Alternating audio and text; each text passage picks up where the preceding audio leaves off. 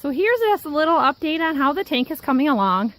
It actually needed so much more sanding on it. I scraped off some of the bad spots right here. I don't know why it was so corrosive, whatever they did to it, but I got to the bottom and they obviously had it sitting on the ground.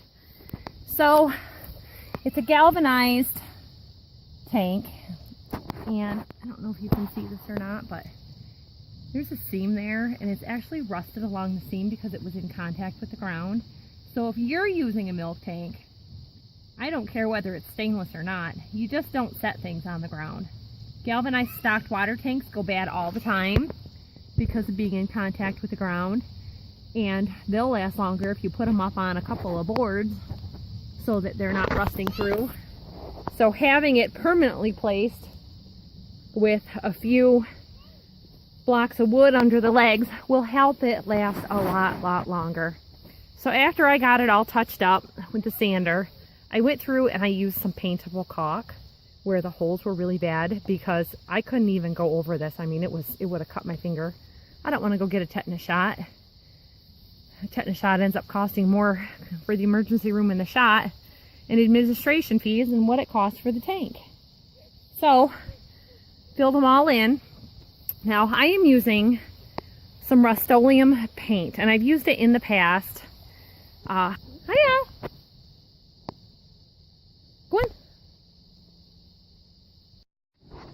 So I just wanted to show you how the painting is coming out. This is the paint I'm using, and it is Rust-Oleum Smoke Gray. And this says it's high performance.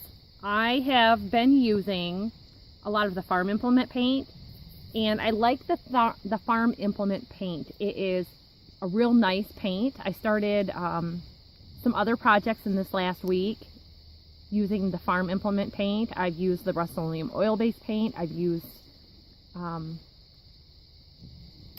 their latex paint. I prefer the oil-based paint. This is not giving me great coverage. I don't know how well. See all that? That's all the white coming through. So it's definitely going to need a second coat. It's just a milk tank. It's not a huge deal, but I want it to look better than it was. So it is definitely looking better than it was. I'm not messing around with primer. I just want to get this done and get the paint on it to add a protective layer to what's left of the tank. We'll probably be able to use it for a number of years. It's stainless on the inside.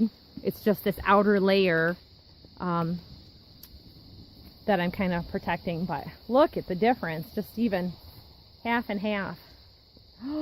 Bethany stuck her hands on it. Miss Bethy!